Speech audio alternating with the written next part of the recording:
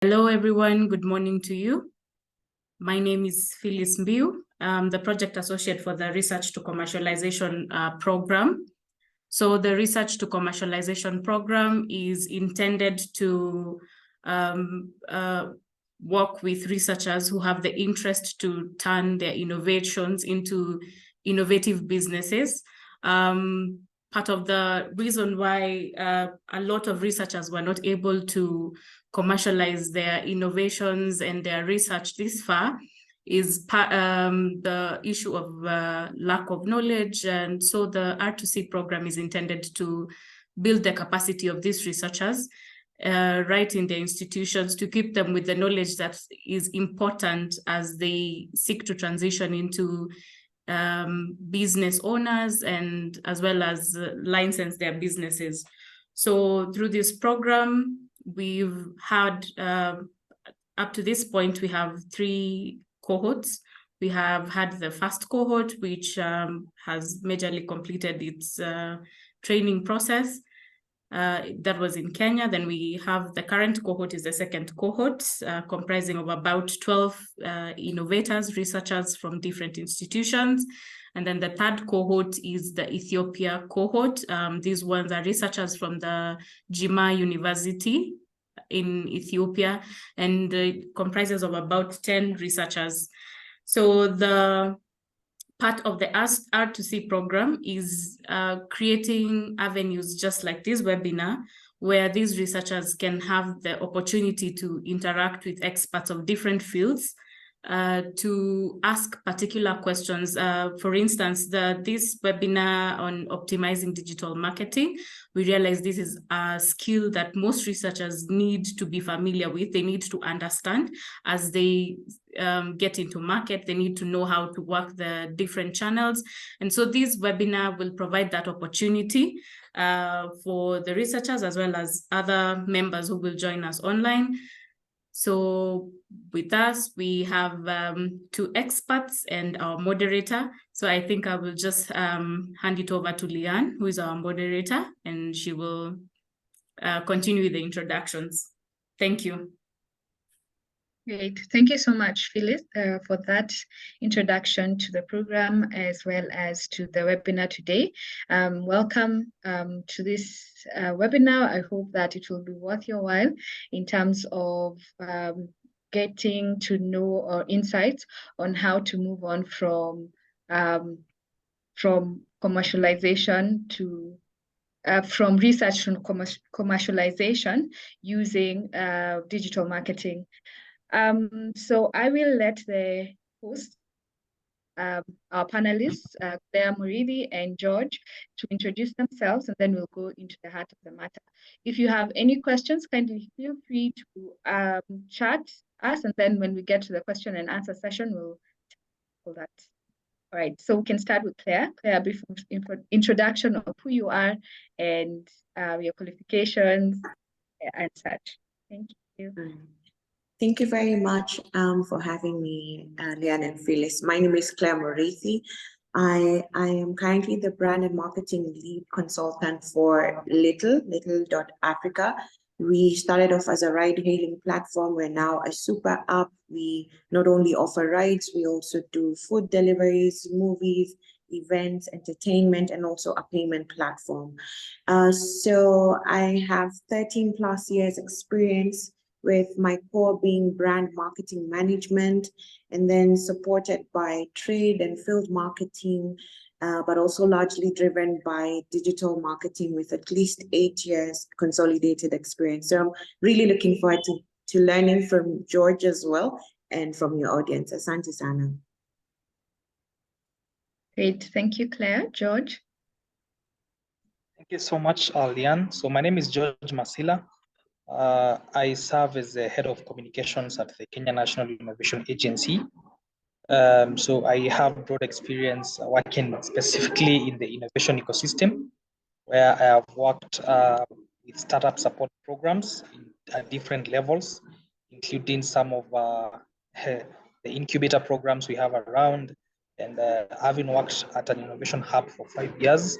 So I have been in the field of communication for 7 years now. with lots of focus on digital marketing and development communication. So also happy to share insights in terms of pathways for innovators, especially those who are still in their early stages to commercialize their products. So thank you so much. Fabulous. I see that the room has a wealth of knowledge in our panelists. So this is going to be a very good discussion, and I hope that we'll get good insights and we feel like we're equipped to move into our products into the market. Now we'll start the question by asking, what is digital marketing? And maybe George, you could take that, and then Claire, just a brief of what you understand digital marketing to be, and then, yeah. So George? Sorry, I think I was kicked out at some point, but I hope you asked the question, what is digital marketing, right? Yes, that's the question I asked. So I think just from the word digital marketing, this is the format of using digital platforms such as social media, email marketing platforms, websites, and so forth to promote and advertise different products or services. And this is usually done to untargeted audience. So that is one of the things that distinguishes digital marketing from any other type of marketing. And in simple language, I would say it involves leveraging different tactics, which include search engine optimization, paid advertising, content marketing, and so forth. So I hope at some point we'll get time to elaborate further on what search engine optimization, popularly known as SEO, is, paid advertising, content marketing, and so forth. So I think the key component here is knowing that digital marketing is a type of marketing that uses digital channels and platforms to promote products. Right. Thank you so much for that, George. And Claire, maybe you can tell us the difference between traditional marketing and digital marketing. George, I know you've tried to tackle that, but for someone who is very, very new to this field, maybe they're wondering what is digital, what is, and how does it differentiate from the traditional marketing that they might probably have had? Thank you very much. So traditional marketing is largely just exactly that. The word tradition comes from the fact it emanated way before digital came. So it's how consumers used to consume content and information. And so here, largely driven by a lot of above the line marketing, which is, if you think of TV, buying media on TV, radio, your outdoor, which is outdoor holding sites, which are billboards, and then your traditional field marketing, where you actually get to speak with consumers in the trade, where your brand is present. Is it available? Is it visible? And is it physically accessible, like within reach? Now, what digital marketing does, just to add on what George has said, it's really just about finding your consumer online. So whether that is finding them through a device they use, whether that's a laptop, a tablet, but largely in this patch of sub-Saharan Africa and Kenya, it is the mobile device. So that's the big difference. The big difference is traditional has a lot of reach, because if you think about Kenya, yes, we've advanced, we have smartphones, but I usually say for every one smartphone you have in this country, we have another 2 devices that are offline. So that's how big traditional marketing reach can give you, that possibly digital may not be able to at some point. Great. So if you're starting, and Claire, just to stay with you, if you're starting, if I have an innovation and I'm wondering how to get to market, and I don't know one thing or the other about digital marketing, how do I start? What is the starting point? How do you say that? How do you begin? All right, I think how to begin is who are you building for, right? I'm certain that with any innovation or startup, you know who your user is. Really now go back and dial in and say, this user, who are they? So it's really good to start with building what we call personas. So a persona is a fictional character of what your ideal target audience is. That, you know, if they buy, right, you make bank, you make your revenue for you to pay for your expenses. So describe this person. So if it's, let's say, an insurance product, let's say a mobile insurance product, yeah, you have to find out who would possibly buy this. You describe who they are, what their demographic is, where do they live, what phone or device do they use to access the internet, to access information, where do they hang out, are they on Facebook, are they on TikTok? And it's largely, if you really don't have a base, I usually say go to where the customer is. If your customer is a boda rider, go have a conversation with him, find out his pain points, his stress points, what makes him happy, what are his goals. And then now go back and say, okay, maybe this boda rider, for just example purposes, is on Facebook. And so if he's on Facebook, start there. Open up your Facebook account, start creating content for that community. Look for digital small budgets where you can say, okay, dear Facebook, I need you to look for somebody who is possibly under the age of 45, right? Going downwards, who's living in Nairobi urban areas, who is stationed at, let's say, hubs like CBD, Eastlands, where you know those riders are. So it's really fast start, know your targets, create a buyer persona, and then build a digital marketing plan around where they hang out. Right. George, thank you, Claire, for demystifying where to start, because it can be daunting. You don't know who you have a product, but you don't know where to go. So defining the target audience is very, very key, because that informs how then you should communicate to them. And George, maybe you can take us through how then do you ensure, so you have your persona, and then the next thing, you are going to have to create some sort of messaging. So how do you ensure that your messaging is clear, is specific, and aligned to both the target audience and your business objectives? Sorry, my microphone was on mute. Yeah. So thank you so much for that, and great thanks to Claire for setting stage for the same. So I strongly believe in something that most businesses miss out, and that is just trying to ensure that they align to the objectives of the whole company in terms of what your product is and what the brand is all about. And just besides ensuring that you align with the objectives of the company, I strongly believe in ensuring that whatever campaign you're running, whatever marketing goal you have, is actually smart. And I know we've come across this word smart, and it directs us to just understanding that your campaign has to be specific. We're talking about dealing with online audiences, targeted audiences. So your campaign should be very specific, should be measurable, and that's when now you bring in about the elements of analytics, just to see how your campaigns are going, how are your engagements coming through, where is the traffic coming from, and again, ensuring that it's achievable.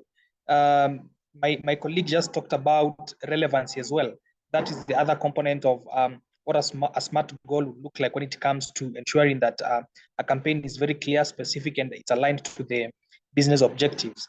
And then, of course, it has to be timely. It has to be time bound. So if you're marketing a particular product or a service, you have to ensure that your whole campaign is time bound. You don't want to get into scenarios whereby you're using a catchphrase that has already been overtaken with time. I recall one of the smartest way of marketing 2 weeks ago was framing any campaign with the words "mambo ni matatu." So anything could go as long as you use the words "mambo ni matatu." So those are some of the things that people should always capture when they're trying to ensure that they make sure the campaigns are aligned to specific objectives. And then there is also the big need to ensure that you align these goals with the broader business objectives. So if your business objective is to acquire new customers, the campaign should be different to that of retaining customers. So you could be looking at new customer acquisition, and you could also be looking at retaining current customers. So again, you must ensure that whatever campaign you're running is very aligned to the broader objectives. And basics of regularly reviewing and adjusting campaign goals is needful, so that you are aligned with the changing times, and that you keep evolving your business priorities. So I think those are some of the key things someone should always consider at all times, to ensure that they align their campaign goals with the whatever business objectives they are running. Thank you, George. And to stay on that, since we're still talking about making sure that your messaging is relevant, and you're sticking to what is relevant and jumping on the current trends in the market, maybe you could just shed some light on how do you then create content that resonates with your audience, and that communicates effectively the value proposition. Because with my experience with innovators, they say one aspect, when communicating their value proposition, they're not very clear on what that value proposition is, and might just, brush it off. But then when you talk to them more and more, you realize, oh, this product has quite a few other value proposition, and it's very, if this was communicated effectively, then they'll be able to capture the market properly. Maybe before you even answer about the compelling messaging and how to craft that, maybe then we can talk about what is unique, the key unique value proposition, what is that? And then now we go back to explaining how to create the content. Yeah, thank you so much. So the unique value proposition is the one thing that makes customers come to you. In a different format, I would say, this is your selling point. This is what probably differentiates your product or your service from that of your competitor, or from that of the other person who is doing the same thing with you. So it could be something that is about the product. So in terms of your offering, the solution that you're providing, it could be something about the price. Is it that your product is pricely the best in the market, so everyone wants to get it? Is it that there is something unique about your product that you wouldn't just get it from anywhere else? That becomes a unique selling point, and would also be called value proposition to the consumer or to the customer. A good example is what Safaricom and Airtel do. Safaricom will tell you that their unique value proposition is that their data is fast, it doesn't buffer. Airtel will tell you their data is cheap. So those are two different value propositions for customers of those two telcos. So when we talk about crafting a message that is very compelling, and the audience can relate to it, or even the consumers can relate to it, the most fundamental thing to understand is what are the pain points? What is the preference of the consumer? And are they looking for something that is cheap, for example, or are they looking for something that is affordable? You see, when you message something and say this product is cheap and this product is affordable, those are two different things. It could mean the same to someone, but from a marketing point of view, it's different. People don't like to be attributed with cheap things, and we see it all over. But people would want to at least carry the tag of this thing is affordable. Could mean the same, but from a marketing perspective, it's not great. So someone should always understand, are the consumers battling with the issue of affordability, or they're battling with the issue of quality? So once you get to understand preferences, you can then structure a message for it to resonate with the audience. I've just used that as an example. Then you also need to understand that you should develop content that addresses customer needs and offers value.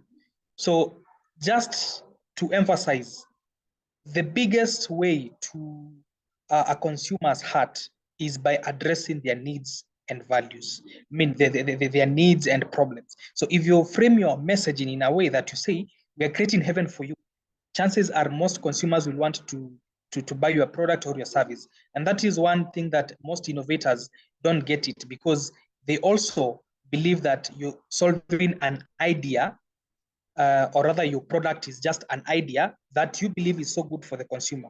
You forget about the consumer is the most important person. So the moment that you begin to develop content that addresses the customer needs, you begin now to resonate very well with your audience.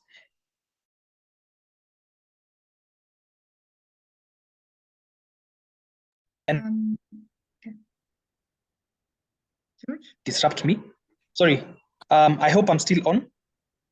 Yes, but we lost you for like a semi-minute. Yeah, sorry. Someone tried to call me. So you should also use key performance indicators, and these are the KPIs, like click-through rates, engagements, just to understand what do people want. Are people interested with long conversations in terms of the content, the Facebook style? Are people interested with short and punchy messages, the Twitter style, currently X? And what are the conversion rates for all this? If I do content on Facebook, it will probably be very different from LinkedIn, because you can only do a few things on LinkedIn. If I do a product demo and I want to use Twitter, because that's where I can do punchy videos, because again, the duration for search is also small. So those are some of the key things that I strongly believe one should consider while crafting any message to ensure that it resonates with the consumers. Right. So thank you for that. Claire, we have now the target audience. We have our product, the most important thing. We have established our target audience, and we now have the content. Now let's talk about the channels for ensuring that this message gets to the right target audience, right? And I think by now we are seeing how important it is to have segmented your target audience effectively, so that when you're targeting, because everything revolves around the target audience, how your message is crafted, which channels you use. So it's very important to have the correct target audience.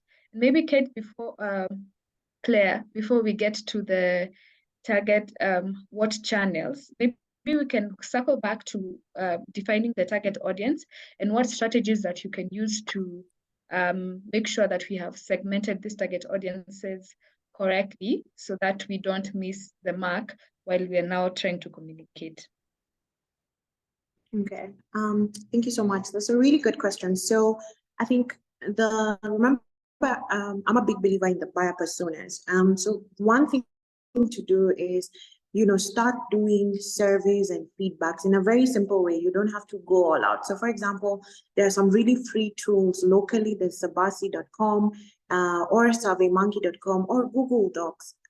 It's called Google Forms. That can help you obtain looking out for who your prospect customer is. So there you can just ask questions around, and you can share it within your communities, your Facebook pages and all that, finding out asking them, where do you live? What's your gender?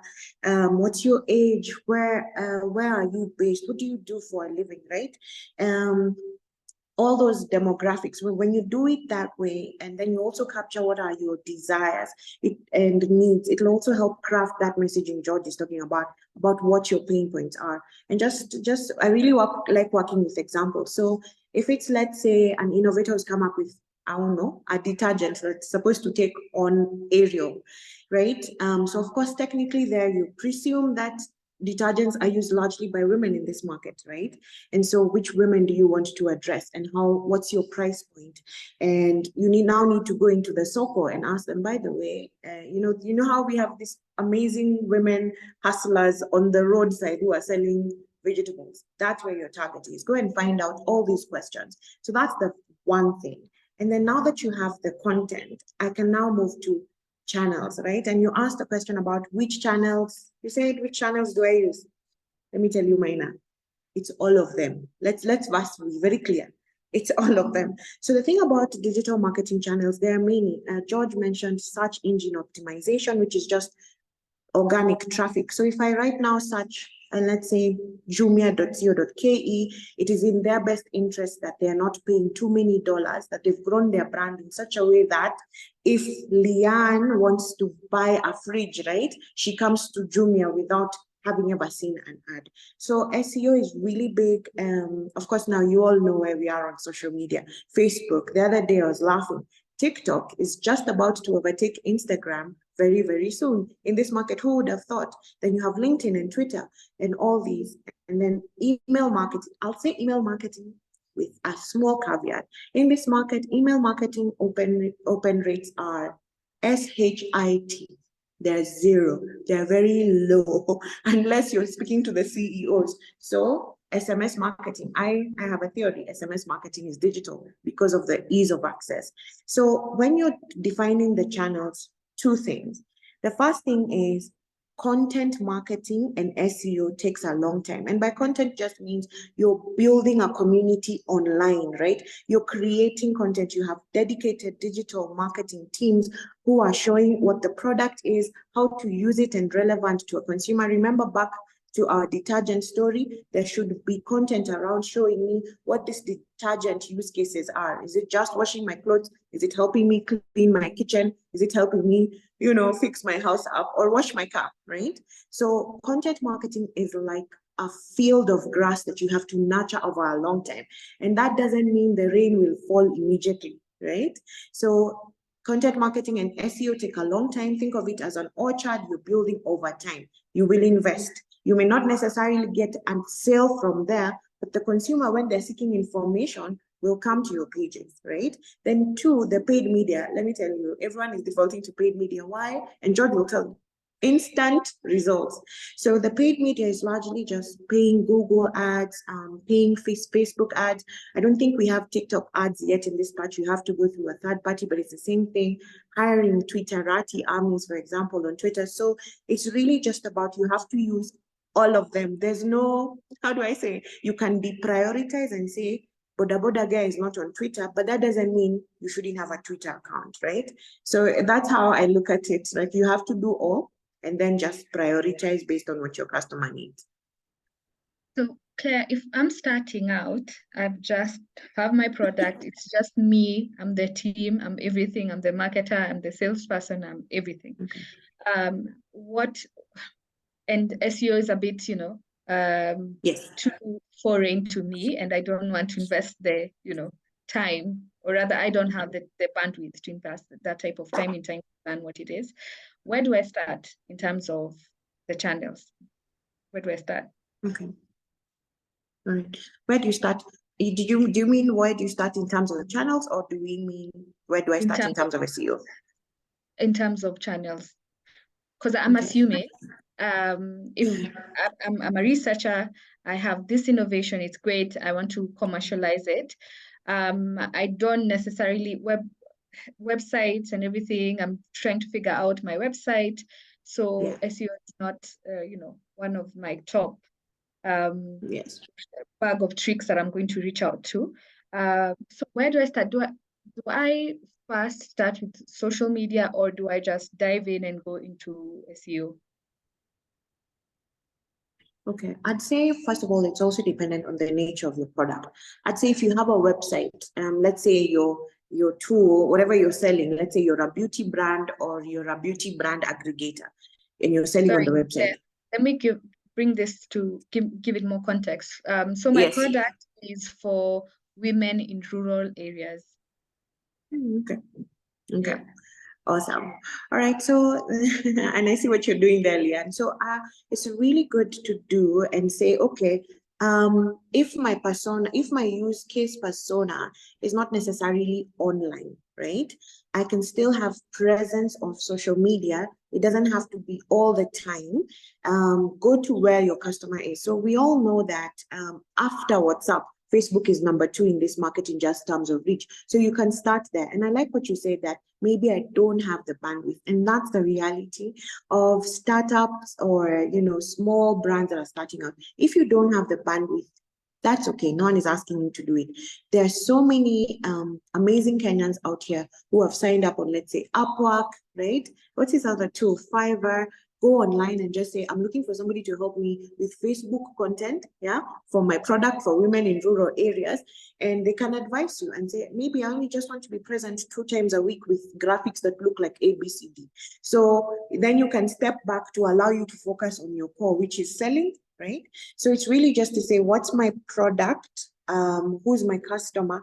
And then what can I do? If you can hire people, great. But before you get there, please, I always say, delegate, pay. You don't have to pay an agency. I know somebody who actually charges $50 a month to create content for small startups. That's actually, if you think about it, that's a really good deal. And they'll have you with maybe 4 reels and 16 posts a month. Perfect. You should I think give us those contacts. Absolutely. Right. Yeah. So let's talk about paid advertising. And George, so how do I begin in terms of paid advertising when it comes to Facebook, and why is it important? When it comes to Facebook, to whatever channel that I've decided to use, be it Google Ads, whatever channel that I've decided to use, how do I go about just like a superficial walkthrough of how do I go about it, and why is it important to begin with? Why not just post and leave it there? Thank you. So I think it's first important to understand what paid advertising is and what paid advertising options have. I mean, what paid advertising options we have. So in simple language, paid advertising means, Claire talked about the difference between traditional advertising, where people go and leverage traditional platforms like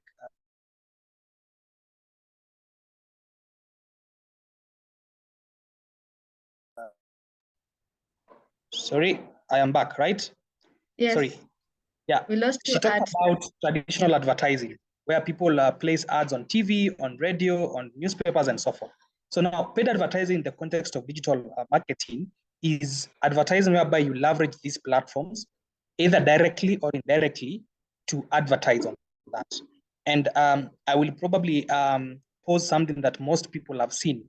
The moment you check on any website, you search any product, you always see something that comes up as sponsored.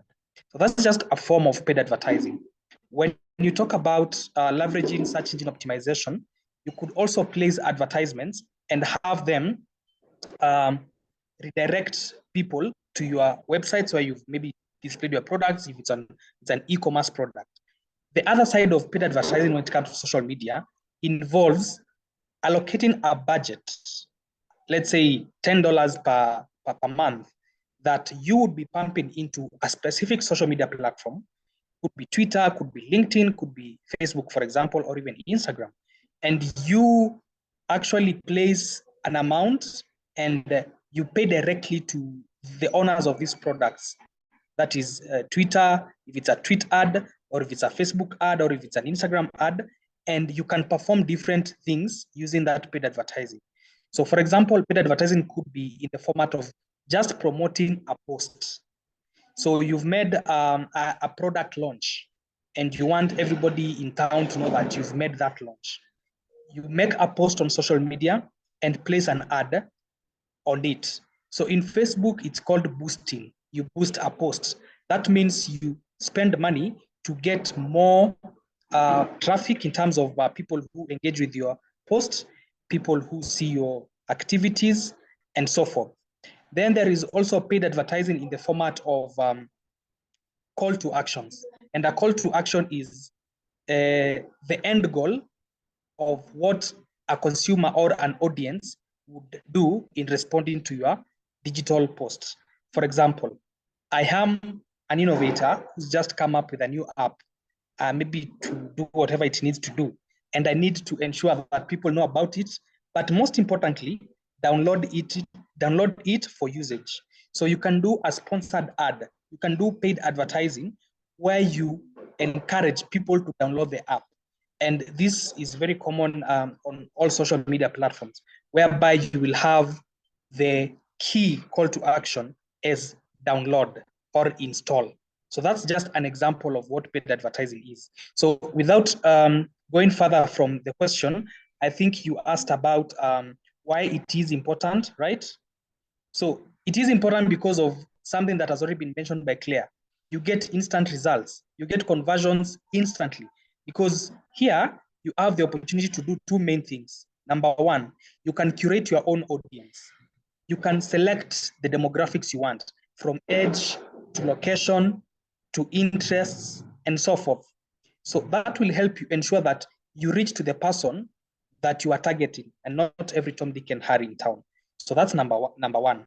Number two, you are able to save on costs.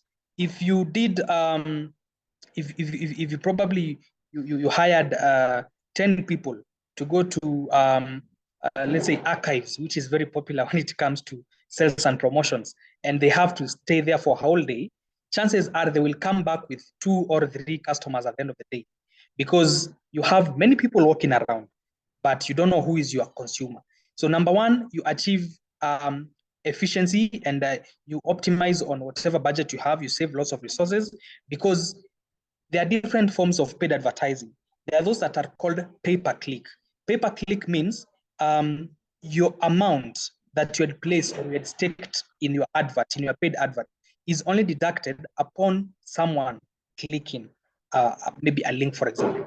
So if it was a downloadable advert in terms of download an app and install it, or if it was a link that someone is supposed to click to direct them to a particular platform, you pay per click. That means you can't suffer a loss since at least someone has interacted with your post, someone has clicked and has responded to your call to action. So you are able to optimize your budget. Then most importantly, number 3, you create room for feedback. And this is a personal observation I have made. Whenever I see any sponsored post or ad, there is always a chance of multiple comments around the same. So you'll realize that most people actually respond to that sponsored ad in form of comments, and you are able to do 2 main things. Number 1, get feedback about your product or your service. And number 2, know how many people are actually interacting with your post. Because if you get 10 comments and you get 100 comments, that tells you that this particular post, this particular sponsored ad reached a bigger audience as compared to the one of 10 comments. So I think those are the key 3 things from my end. Thank you. Right. Thank you so much for that detailed explanation. So before we go on, I think time is really running out. Maybe Claire, you could answer, how can one utilize data analytics in marketing from Jane to teach? Yeah. How can you utilize data analytics for marketing?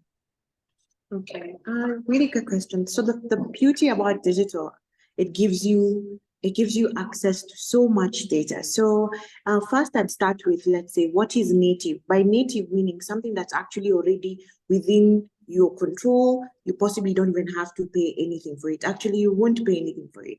So I'll just give an example. So if you have a website, chances are whoever has built that website for you has already installed for you, and you need to ask Google, has already shown you how to use Google Analytics or shown you where to go, or let's say Google Tag Manager. So if you have a website, you're able to now see the way Google works. You can see where is your traffic from. Is it coming from Busia, Nairobi, Mombasa, right? And who are these people? Of course, they collect such rich data. They can tell you what are their demographics, what are their age, what's their gender, and they can even tell you what devices they are using, right? So there's the native platforms on social media already give you that, and that's the same for Twitter in the back end. As long as you're a company, you can get to see who clicked, who responded to my tweet, how many mentions, how many people did I reach. And same thing, Facebook Analytics does the same, and Instagram, same dashboard. In fact, they combine a dashboard, and you get to see all these things, even on LinkedIn. So that's the first thing, knowing where to access. Then the second thing, of course, is I like what you've said. How do I use, right? What do I use this data for? The way I see data analytics, and maybe George can add on into this, I'm really interested to see, is this data is gonna tell you something. So you need to see, for example, if it's a website, one of the things I like tracking is bounce rate. A bounce rate for any website is something that tells you when somebody hits, if Leanne comes to, let's say, clairethebrandtitan.com, maybe I'm a startup, I sell brand and marketing services, right? If Google Analytics tells me my bounce rate is, let's say, 70%, it means if I had 500 visitors, all right, they came and they bounced off, literally, they left. Chances are maybe because your website loaded very slowly, or they just came and didn't even find a headline, they didn't understand, it was too busy, they left. So this data will help you now understand, what am I doing? How am I serving my customers? Are they really happy? Is there something I'm missing? Then you also get to see where your source of traffic is coming from, especially for websites and apps. It's really good to see in a talk wapi. It could be, it's come from, especially if you are tagged very well, all your traffic is coming from Facebook. That could now tell you, maybe you are marketing on Twitter, right? But if all your traffic is coming from Facebook, maybe that you can dial down and say, you know what, let me deprioritize my Twitter budget, niekele pesa Facebook ndivyo nipate nini? More traffic. So it's really about understanding how to use that data. The best thing I'll say is all these platforms, especially Google, offer free courses online for you to understand how to use their platforms better for more insights. So please, for any innovator here, please sign up to Google, free Google courses. I can share the link after this, and then guys can sign up and start learning. Thank you for that. So, Claire, before you go, or not before you go, because you're not leaving, maybe you can just share a case study of a success story that highlights the effective digital marketing campaigns, a company that has done well in that space, and then so that we can see what insights to draw from that. Phyllis, I see that we are almost out of time. Would you give us 10 minutes? So to end at 12:10? Yes, Leanne, I think we have that allowance. Okay, great. So Claire. I'll say, and I'm saying this with caution because they are not entirely perfect. One of the brands that I feel has really cracked digital marketing in this country, and they started very small, is MyDawa. I think, if I'm not wrong, MyDawa is now commanding very good revenue. They must have closed at 600 million shillings last year. So MyDawa, aside from spamming all of us on YouTube, right? Yeah, with their repeated ads, what MyDawa has been able to do, one, first of all, to just convince Kenyans that you can buy medicine at home and we shall deliver. That, I think, is very powerful. And they did that. They first started out with Facebook ads, and then they tanked and moved on quickly to Instagram when they realized that that's where their customer is, and then moved on to YouTube. What MyDawa did is they really talked about the messaging. You know what? If you need it, we will bring it home to you wherever you are. That's a very powerful use case. And then they also now transition their product into saying, you know what? We also offer prescription-based online deliveries. So partnering with key pharmacies where they're able to authenticate, and actually people in the back end.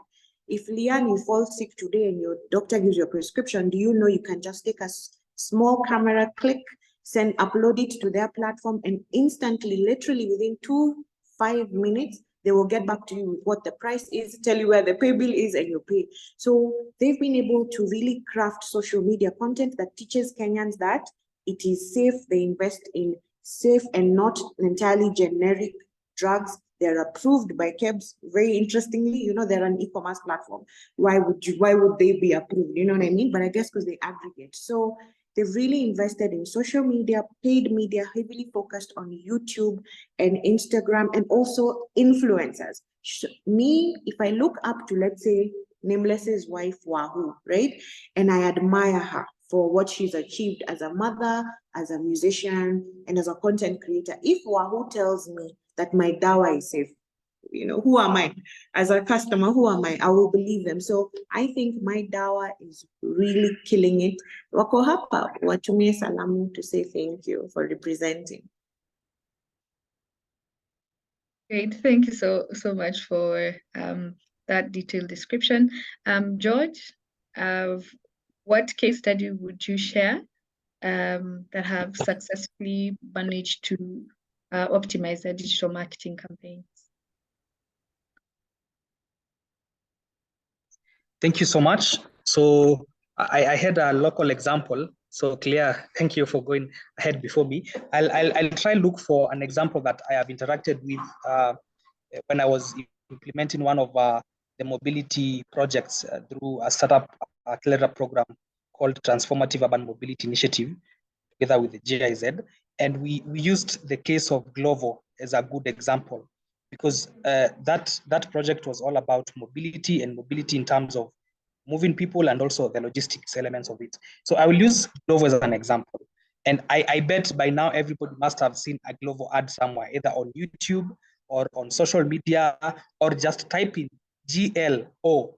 The first thing you get as a sponsored website is Glovo, or to actually download the app. So that is one of the key examples that everybody I think here would resonate with, because it's quite a big brand. And I will specifically talk about its entry into the Kenyan market. So if you remember very well, when Glovo first entered the Kenyan market, there was lots of billboards put up. There were lots of advertisement on TV, but from the analysis that we did when we studied the case of Glovo, the conversions in terms of the revenue wasn't given, as they would say. It wasn't as much as they expected. But I think the moment that they turned towards the digital side of it, that's when our sales started actually reflecting very well. So just again to emphasize on using digital marketing even on the elements of keywords. And the keywords here mean things that any person, any user would use to search for your product. I talked about just keying in the word GLO, and the first thing that would pop up during that time when Glovo was heavy on that digital campaign was Glovo. Then again, content marketing in form of even using influencers for the job in terms of content marketing. I think they did so well, and they've been able to get to a point where they don't need to continuously advertise, because now people have formed a particular relationship with the product. And as I monitor the downloads from both App Store and also Google Play Store, they continuously have more downloads each and every month. So it's a good example of a company that has used digital marketing to get into a new market. So if you're a researcher here, you're an innovator, and you probably want to get into new markets where people don't necessarily know about your product, the best way to do it is through digital marketing. Thank you. That's so informative in terms of just seeing live examples of brands that we know that have been able to utilize, digital marketing effectively, and for us to, pay more attention now that has been brought to our attention, just to see how they move in the digital space. We are almost at the tail end, so if you have any questions, kindly do type it in, and then we'll get to the question. Just see, I think there's one. Okay, we've answered that one from Jane. So I will ask Claire to share like a parting shot, and then George will share a parting shot, and then we can close the meeting. My parting shot is, don't be afraid. Don't be afraid. Don't be intimidated at all. Absolutely. I'll give an example of us here at Little. Yes, we're a startup. We're 7 years old. We are still learning how to walk. One of the things that we were possibly afraid of was we don't have the capital outlays that Bolt and the Ubers have, right? Number one. And so that what ended up happening is we'd scale back and say, okay, if I buy my Google ads, I'll be outbid, which is true. And George will tell you, if I am at Bolt, if I am the competitor and I'm struggling, I'd like to take traffic share from my competitor as well. So I'd like to buy Uber and Bolt keywords. Yes, they're expensive, but possibly because I'm speaking to the right person, it will be rewarding. It's just to stay. Please don't be afraid.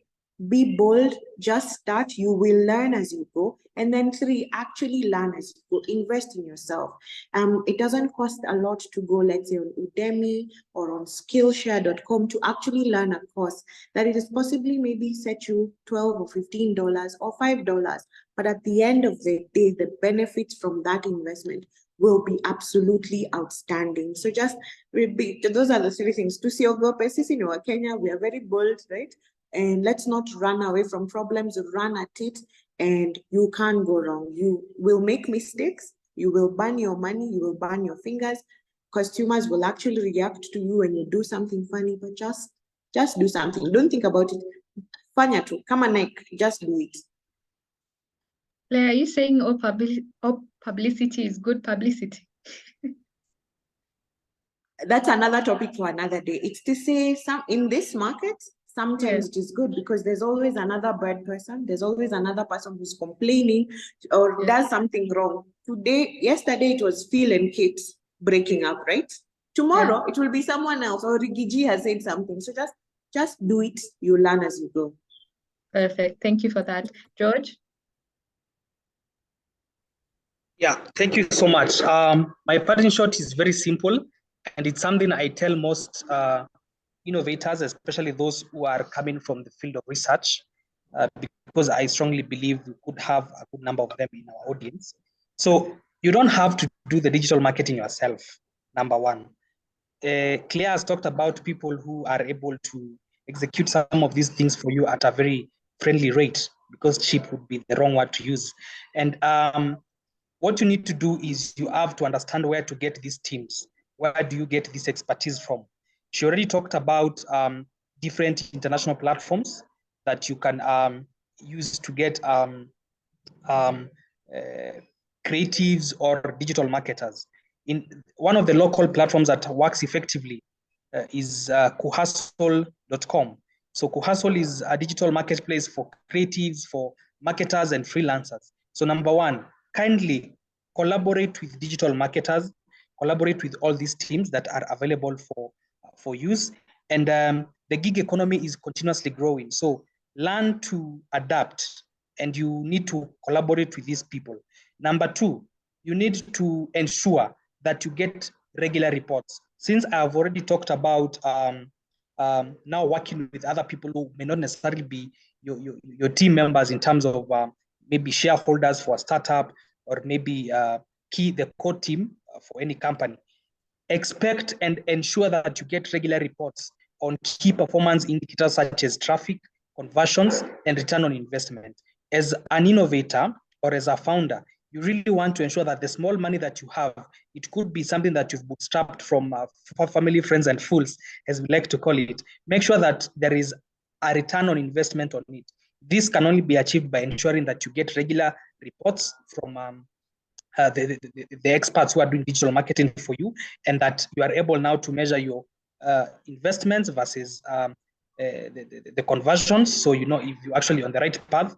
And we've already talked about the need for making data-informed decisions. That's why we talked about different data analytics tools. You need to ensure that you get that right, and you should always look for new ways of doing things. 5 years ago, TikTok wasn't as big as it is right now.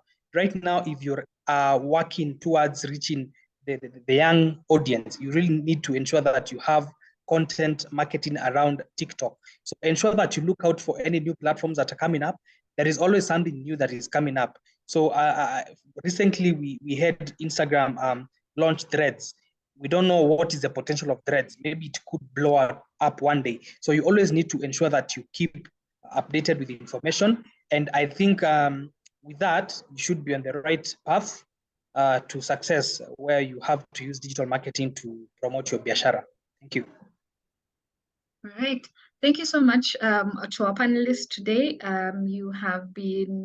You've shared a wealth of knowledge, and I'm sure that it has been worth the while of everybody who has joined today's webinar.